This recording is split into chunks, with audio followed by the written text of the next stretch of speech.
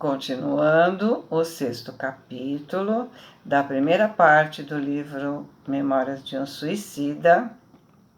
temos: acompanham-no de boa mente todos quantos se interessam pelo infeliz alucinado, encarnados que compõem a mesa, desencarnados que realizam a magnificência da sessão, isto é, instrutores, vigilantes, assistentes guias da casa, lanceiros e até nós, os delinquentes mais serenos,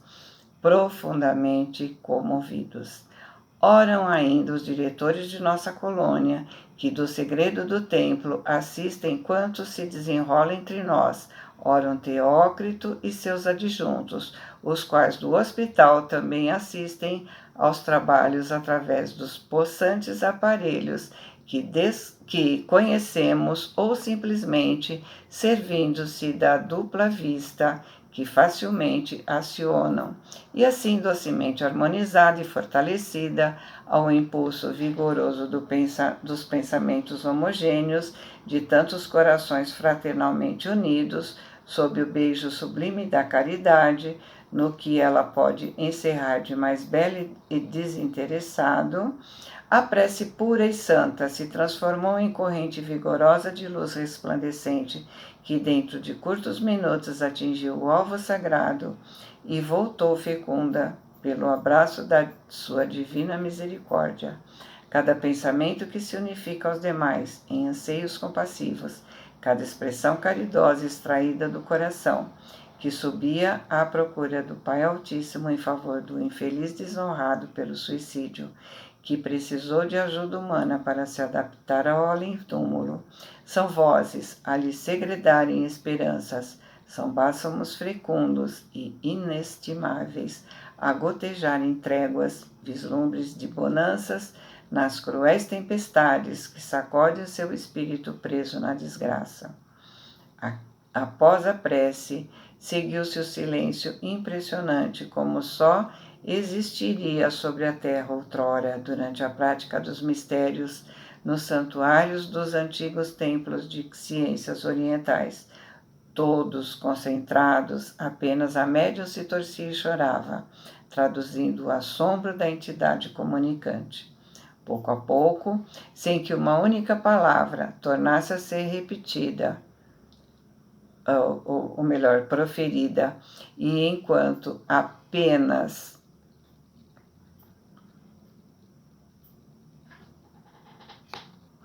as forças mentais dos desencarnados, conjugadas com as dos encarnados, pelejavam, efetivou-se a divina intervenção.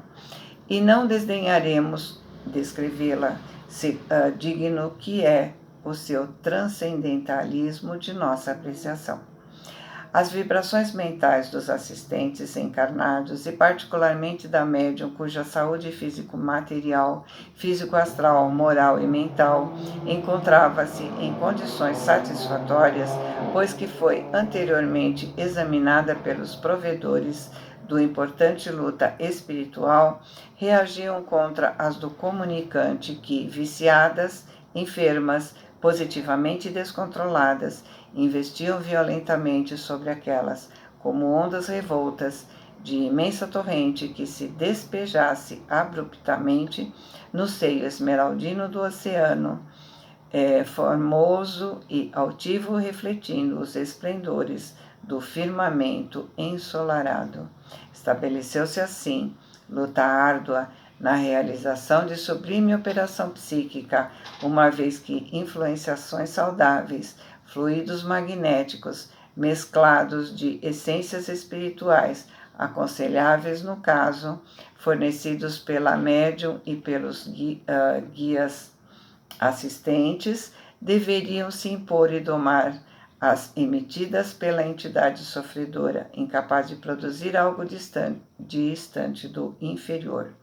A corrente poderosa, pouco a pouco, apresentou-se os frutos salutares que era de esperar, dominando suavemente as vibrações nefastas do suicida, depois de passar pelo áureo veículo mediúnico, o qual, materializando-a, adaptando-a em afinidades com a paciente, tornava-a assimilável por este, cujo envoltório astral fortemente se ressentia das impressões animalizadas deixadas pelo corpo carnal que se extinguia sob a pedra do sepulcro. Eram como que compressas anestesiantes que se aplicassem na organização fluídica do penitente, suavizando o efervescer de suas múltiplas excitações, a fim de torná-lo em condições de suportar a verdadeira terapêutica requisitada pelo melindroso caso.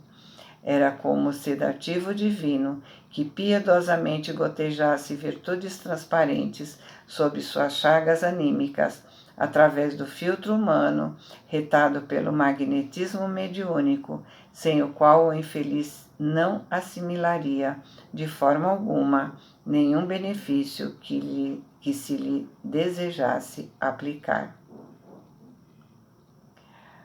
Era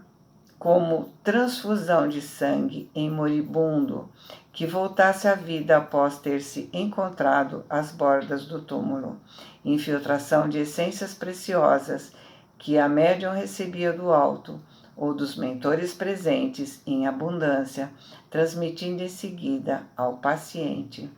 Lentamente, a médium se aquietou, porque o desgraçado retalhado,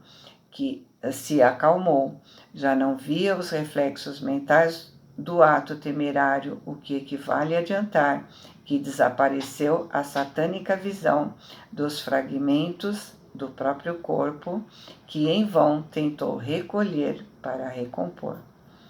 Grata sensação de alívio perspassava suas fibras perispirituais, doloridas pelos amargores longamente suportados. Continuava o silêncio augusto, propício às doces revelações imateriais do amparo maternal de Maria, da misericórdia inexprimível do seu Filho Imaculado. Pelo recinto repercutiam ainda as tonalidades ternas da melodia evangélica, como áreas siderais arpejando esperanças. Vinde a mim, vós que sofreis e vós achais sobrecarregados, e eu vos aliviarei. Enquanto ele chorava em grandes desabafos, entrevendo possibilidades de melhor situação.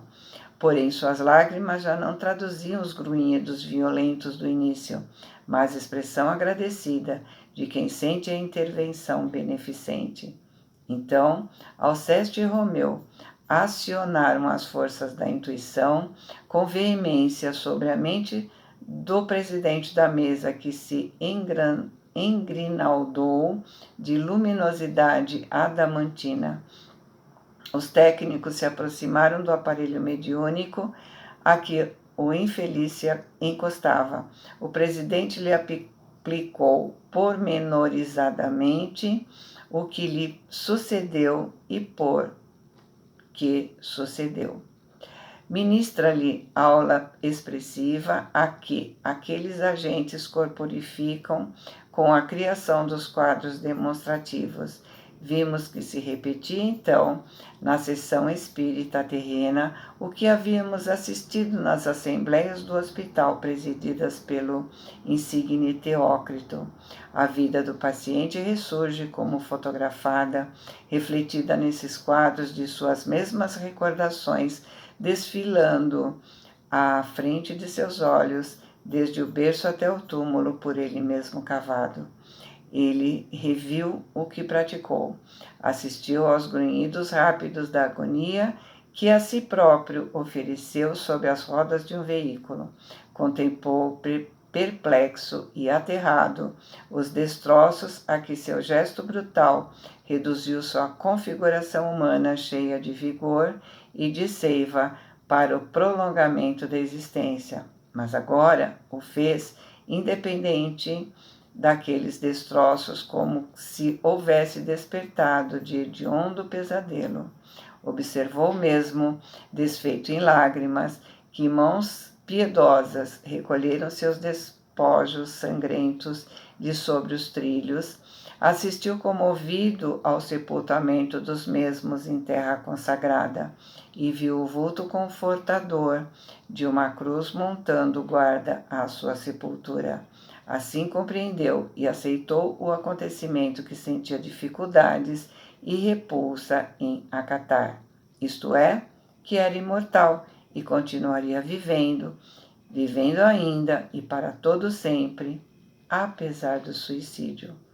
que de nada aproveitou a resolução infernal de pretender burlar as leis divinas, senão para sobrecarregar a sua existência, assim como a consciência de responsabilidades tão graves quanto pesadíssimas, e que, se o corpo material se extinguia, com efeito no lodo pútrido de seu sepulcro, o espírito, que é a personalidade real, porque descendente da luz eterna do Supremo Criador, marcharia indestrutível para o futuro, apesar de todos os percalços e contratempos, vivo e eterno como a própria essência imortal que lhe fornecia a vida.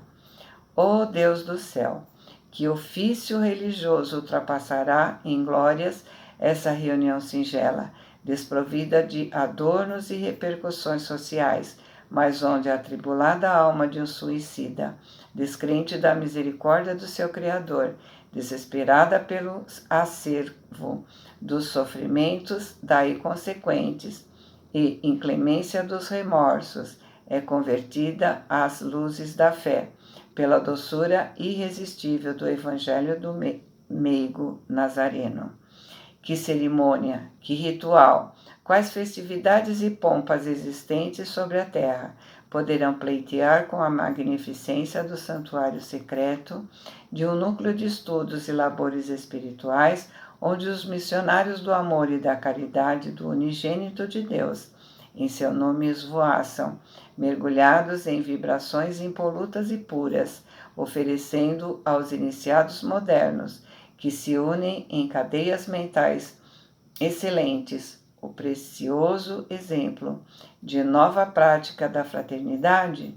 Em que setor humano o homem depararia a glorificação mais honrosa para condecorar sua alma do que essa de ser elevado à meritória categoria de colaborador das esferas celestes, enquanto os embaixadores da luz lhe desvendam os mistérios do túmulo, ofertando-lhe sacrossantos ensinamentos de uma moral redentora, de uma ciência divina, no intuito generoso de reeducá-lo para o definitivo ingresso no redil divino. Pastor, homem, irmão que, como eu, descende do mesmo foco glorioso de luz, alma imortal, fadada a destinos excelsos no seio magnânimo da eternidade, apressa a marcha de sua evolução para o alto nos caminhos do conhecimento, reeducando seu caráter aos fulgores do Evangelho do Cristo de Deus. Cultiva suas faculdades anímicas no silêncio augusto das meditações nobres e sinceras, esquece as vaidades depressoras, relega os prazeres mundanos que para nada aproveitam, senão para excitar os seus sentidos em prejuízo das felizes expansões do ser divino que em si palpita, descarrega para bem distante do seu coração o egoísmo fatal que o inferioriza no concerto das sociedades espirituais. Pois tudo isso não é mais que escolhas terríveis a dificultarem sua ascensão para a luz. Rasga seu seio para a aquisição das virtudes ativas e deixa que seu coração se dilate para a comunhão com o céu. Então, as arestas do calvário terreno, que palmilha, serão aliviadas e tudo parecerá mais suave e mais justo ao seu entendimento, esclarecido pela compreensão sublime da verdade, pois terá dado abrigo em seu seio às forças do bem que chegam do supremo amor de Deus. E depois, quando se sentir afeito às renúncias, quando for capaz das rígidas reservas necessárias ao verdadeiro iniciado das ciências redentoras, quando tiver afastado de seu coração das ilusões efêmeras do mundo em que experimenta a sabedoria da vida e empolgada se sentir na sua alma imortal pelo santo ideal do amor divino, que seus dons mediúnicos se descerrem como preciosa e cândida flor celeste para a convivência ostensiva com o mundo invisível, despetalando lágrimas de caridade fraterna à passagem de infelizes que não souberam, a tempo, se precaver como você, com as forças indestrutíveis que a alma fornece à ciência imarcessível do Evangelho do Cristo. E assim terminamos o 6º capítulo da primeira parte do livro Memórias de um Suicida. Fiquem com Deus, amo vocês.